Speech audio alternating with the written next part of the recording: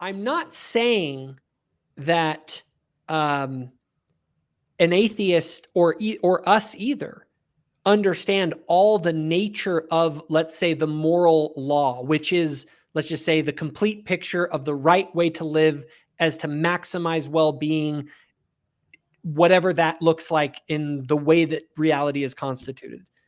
But what I would say is that, and so they're much more limited. That's one of the reasons that I'm a believer, is because I believe that there is immense moral truth that has been revealed, that it teaches us the right way to live beyond what we can know just through sort of our basic scientific touch the stove kind of way to do it. And so I believe that real moral truth has been revealed to the world through God's prophets, right? Do you think that is that necessarily, like, is it necessary that moral information per se is revealed by God through the means that he's chosen? Because otherwise it would be a very incomplete, it would be a very limited understanding of what is actually good and bad. Yes, but again, I'm differentiating between, it doesn't matter if a person understands all the laws of health. They exist regardless of how well you know that. And in fact, you may be very mistaken about it. But what Sure. all I'm saying is, for the atheist, that they have laws of health that govern their, if you like, you could boil it down to some extent for an atheist, that all that matters are the laws of kind of health and physical health.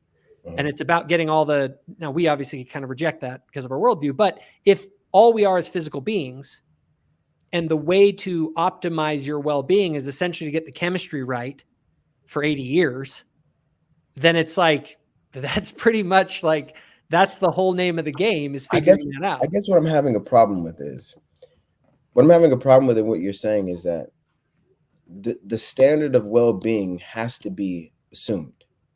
Because if an individual wants to mutilate themselves and they think that's something that they're willing to suffer in order to get closer to well-being, or an individual wants to get a sex change because they believe that they want to be aligned with their internal gender, or however they would frame that language, how does the atheist tell them they're wrong about what they're doing? How does the atheist say this thing is the right? There is a challenge on this one, and I will admit this, for the atheist, not for you and I. Right. And that is, okay, if a person has a different physical constitution, then morality might be different for them than it is for you or me. It's still objective in that it's based on something outside of themselves, right? But maybe a person is born with a particular proclivity that the only way they can enjoy this next 80 years is to, the way that they will maximally enjoy the next 80 years is to, I don't know, harm other people, because they get immense enjoyment out of that. So how is that outside of themselves? What do you mean by that? Well, because it isn't arbitrary. That's what I mean. When I'm saying it's subjective, it isn't arbitrary. Like, if I have let's just, for the sake of an example here, if I'm born with same-sex attraction, for instance, on an atheist worldview, Yeah. In order for me to get the most out of my life, I would, from their perspective, need to live in accordance with this nature that I have. And my nature is different than your nature because you're a straight man, right? And if You in this think case, that nature is external, though? yeah, it's built into your biology, right? What does that mean? It means that whatever the way that your physical constitution is, again, I'm arguing as an atheist here. I get you. Whatever your physical constitution is, you are attracted to men instead of to women, right? So that person that needs to be evidenced, like scientific. What would be the difference between someone just saying that that's the case and that actually being the case? Let's pretend that it is the case. Okay. Let's, for the sake of this example, say that it is the case on an atheist worldview that there's different kinds of people in the world. Okay. And because there are different kinds of people, there's no one way to live and be happy, right? There are multiple ways, and you have to do that in accordance with whatever your nature is. And therefore, morality will be different for you than for me. It's still objective. I still have a nature. If I think, like, for instance, if I was on an atheist worldview, if I was gay and I was to deny myself that, I would actually be moving, I wouldn't be moving closer towards ultimate well-being. I'm holding back something that, because of my nature, if it's not fulfilled. And so regardless if I think that my life is going to be better by following this path, objectively speaking, I'm going to be more miserable. So, all right, I think I get what you're saying. And I think this, maybe the way that it's framed is what's causing this. But when I think the argument, the moral argument for God is talking about an absolute standard. It's talking about a standard that is absolute, regardless of the circumstances of an individual. This thing is right, regardless of your circumstance, and this thing is wrong, regardless of your circumstance. So it being objective in the sense that this is your nature and maybe you can't control your nature is one thing. But that's not the argument from the Protestant perspective. The argument is that this is absolute. It's an absolute standard. So somebody might be born with a proclivity to kill people. Doesn't matter. It doesn't matter if they can make the argument. You're swinging me back towards thinking the moral argument might be better than I thought, because I've been falling away from that argument. That's actually a good point, because if you're going to pose it not only as objective, but rather as some sort of an absolute standard, like, for instance, because you're making the point, if somebody was born with a proclivity to murder other people and to do horrible harm, well, then the objective moral standard for that person would be to, if you want to be happiest in this life, you need to go and do these horrible things. Right. And so that would make morality person relative rather than, no, but it wouldn't, well, it would make it person relative based on the nature of that person rather than on the nature of God. Right. And that's not what we're saying. We're not saying it's based on the nature of the individual.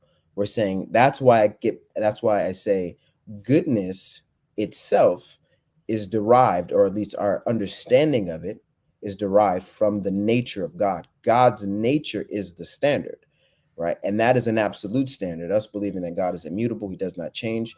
That's the standard. You may very well have, and I would say not may very well, people are born with proclivities, and not just born, they also develop them, right? They develop certain desires, and they do not necessarily choose this. Like, people always have a problem with some people who might say, as an homosexual, I was born with these certain desires, and like, no, you weren't. And it's like, I'm not that person. They could have, as long as they could have remembered, they could have had this proclivity. But that's beside the point. That's beside the point. Yeah, the point is that there is some standard by which we have to abide in order to find ultimate fulfillment that transcends even our desires and things here on earth and our proclivities on earth. I agree. And actually that's an interesting argument, because you can't, it's that the language is the problem in this debate. I'm telling you, it always is, because when you say objective, I think that you can posit well-being and suffering as the objective standard. But the problem is that if everyone has a different nature, then what will lead people to, like, there is no one path. So to come back to this example, there's no one yellow dot that everyone has to go towards. And that's why I use the word absolute. Or that's why I would use the word transcendental. It's because this thing it's not just in accordance with the person's nature that may be outside of their immediate control. It's absolute in the sense that it is derived from God's nature. Okay, that's the standard. And so now there are things we can qualm about when it comes to the nature of God. Because real quick, I'll just kind of lay out the difference here. When you say God as immutable, unchanging, all of that stuff, you're referring to a person. See, what's funny is when Latter-day Saints use the word God, we can be referring to the person of the Father. That's generally who we're referring to. But in my evaluation, my own personal take on it, I think the word God can refer to the eternal law. It Right. is, and in our mind, that is immutable, unchanging, all that kind of stuff. Right. But see, this is what's weird. I like to go back to the laws of health. I think it's a good analogy because when people hear absolute, okay, it can cause some problems. I'm not a deontologist. A deontologist is the idea, for anyone who doesn't know, that there are some things that are just, they're bad no matter what. Right. Okay. For example, lying. Is it always immoral to lie? Now, at first glance, people might be like, yes, of course. If a Nazi comes and knocks on your door in 1939 and says, are there Jews in your house?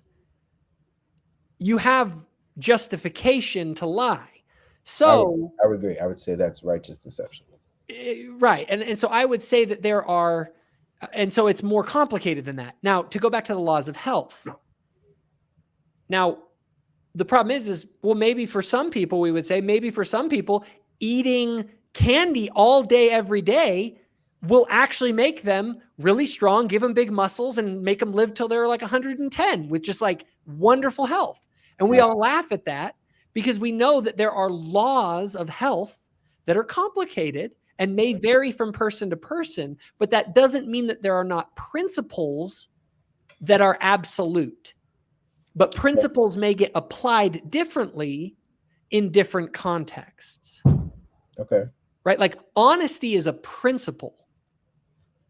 And it interacts and interfaces with other principles, like love for your neighbor. Right. So like the love for my neighbor principle sort of works with the honesty principle to say, if it's not loving to turn this Jew over to the Nazis, are going to murder them. Yeah. And so honesty towards the Nazis is kind of put on the back burner because the law of love towards my neighbor is more important. So what you're describing, I think, is why God has to be the source.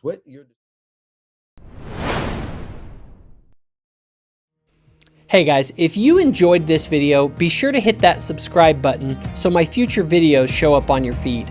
Also, if you or someone that you know has benefited from the content here on Thoughtful Faith, please consider becoming a channel donor or volunteer by visiting my new website, thoughtfulfaith.org, and clicking on the Get Involved page.